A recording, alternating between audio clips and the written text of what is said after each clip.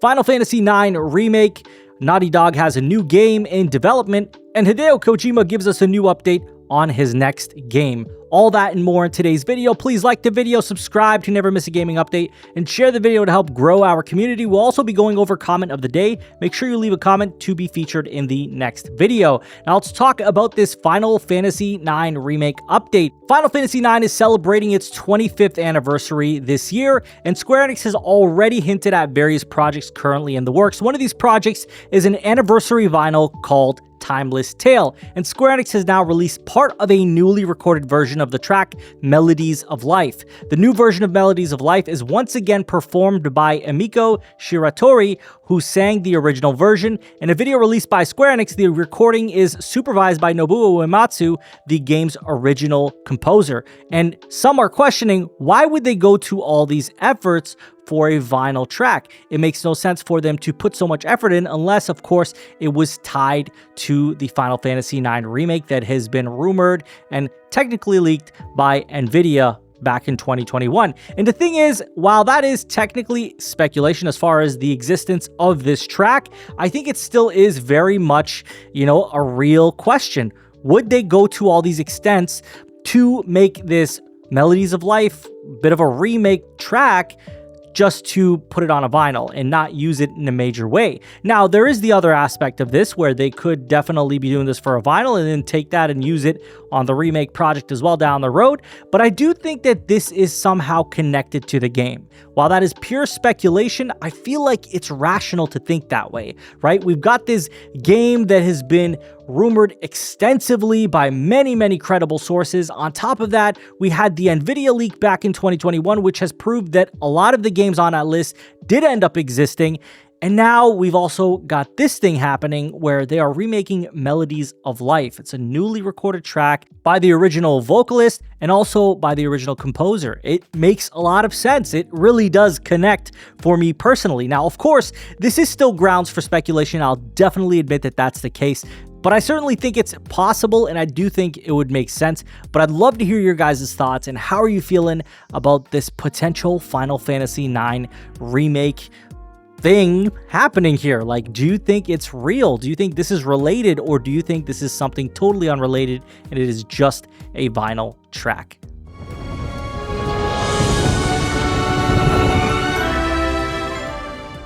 Now, next we're talking about Naughty Dog. Of course, we have got a new update on a game that they are working on, and this comes straight from Neil Druckmann. Speaking to the Press X to Continue podcast, Druckmann has reiterated that Naughty Dog is still working on at least 2 projects and confirmed that he's producing an unannounced game alongside Intergalactic.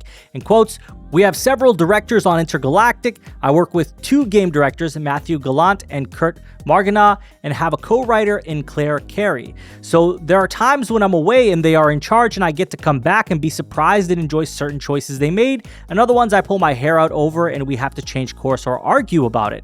He continued that then there's another game that's being worked on at Naughty Dog where I'm in more of a producer role and I get to mentor, watch this other team, and give feedback and be the executive in the room. I enjoy all those roles. In fact, that I jump from one to the next makes my job very exciting and always feeling fresh. I'm never bored. Now, Druckmann's comments suggest that at least 2 prominent game directors, Sean S. Cage, who worked on Uncharted: The Lost Legacy, and Anthony Newman, who worked on The Last of Us Part 2, could be working on an unannounced project. So here we are, right? We've got Naughty Dog working on Intergalactic. We've also got them working on this unannounced project, and it's like, what could it be? Is it the next Uncharted game?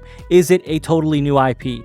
What on earth are they working on? And of course, it's just a fountain of speculation at this point because we don't really actually know or have any clue. Now, something that I want to go back to that he said where, he was in and out working on many other things, coming back and seeing that, the directors went in different directions than he would agree with and they argue about the decisions. I think while, Neil is known to have made some of the greatest stories, at least what's considered some of the greatest stories in gaming, I think that you need to allow fresh ideas in. You'll need to allow fresh minds in to create these things. And I think that you could still create something very amazing when you have many different perspectives come in and minds come in. If you look at God of War Ragnarok, Cory Barlog passed that on to Eric Williams, and look how that turned out. The game was phenomenal. I actually liked it more than God of War 2018. And I feel like when you allow new minds to come in and work on these projects, you can add different perspectives and add different styles in that, you know, you may not get if it's just under Neil Druckmann or Neil Druckmann's decision solely. I'm sure they are working collectively and collaboratively together, but I hope that, you know, he is allowing these people to kind of come into their own, right? Like really come up with ideas of their own and implement them, because I do think that they'll do a phenomenal job if you allow them to. These aren't nobodies, man. These are people who have been in the industry for a while and have created some great stuff as well. So I think it's important to allow them to grow as well. And while I do think that, you know, Neil has his accolades, I think that sometimes you need to allow, you know, other team members to step up and do those things as well. Not to say that he isn't doing that or whatever, but it sounds like he likes to have a sense of control over the project, which, you know, that probably is his job, so that makes sense. But at the same time, I just hope that there is room for that as well. As far as this new project that's unannounced, I hope that it's something exciting, and I hope that it's something very different from what they're working on. But let me know what you guys are thinking about this new Naughty Dog update, and what do you think they could be possibly working on? Is it another Uncharted? Is it Jak and Daxter? Is it a totally new IP? And God willing, it will not be another live service game, because we all know how that's been going for PlayStation up until now. Let me know down below. I'm leaving tomorrow. Now next, we're talking about Hideo Kojima and his next game that he's working on, Physint, which is out apparently in 5 to 6 years. He says that he has multiple video game projects in development and that he may consider making a film once Death Stranding 2 and Physint are complete. And quotes, "Besides Death Stranding 2, there is Physint in development. That will take me another 5 or 6 years. Maybe after that I could finally decide to tackle a film. I grew up with cinema. Directing would be a kind of homage to it. Besides, I'm getting older and I would prefer to do it while still young." So Physint was announced in January of 2024 during a PlayStation State of Play presentation. Appearing alongside Herman Hulst, Kojima announced that he was working on a brand new original IP that was a next generation action espionage game. So that's where we are with that. No other details, but he expects to release it in 5 to 6 years, which tells me this is going to be a PlayStation 6 game, which is totally fine, right? Like, obviously, we need games for the next generation as well, and this would be a great game for that, right? Like, you could showcase your game at its absolute best on new hardware, and it's gonna be like a spiritual successor to Metal Gear Solid is what I'm hoping, but we'll see what happens there. As far as Kojima goes, I think that he really struck gold with the Metal Gear franchise, obviously, right? Those games were undeniable. Death Stranding 1 was pretty divisive as far as games go. I mean, people were either loving it, and some other people were either just flat out hating it. Death Stranding 2 has glowing previews, so I'm assuming that he must have solved a lot of the issues that people had with the first game. So really curious to see what happens with Death Stranding 2, but as far as this next game goes, it's truly the one that I would personally be looking forward to the most, because that's what I liked him for originally. Let me know what you guys think about all this. Are you excited for the next Kojima game? How are you feeling about Death Stranding 2? Are you buying that as well? Let me know down below. Now, lastly, we're going to be talking about comment of the day, and this comes from @MJ6453.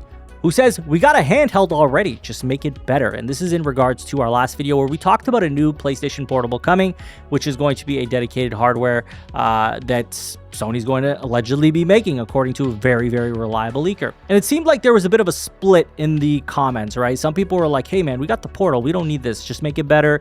You know, we got the cloud streaming, we got all that stuff. We don't need more devices," right? As far as having some dedicated hardware. And there are some people who actually do want a dedicated hardware. But honestly, as far as I see it, the Portal is great. I have one, I use it, I love it, it's great. I use it every day.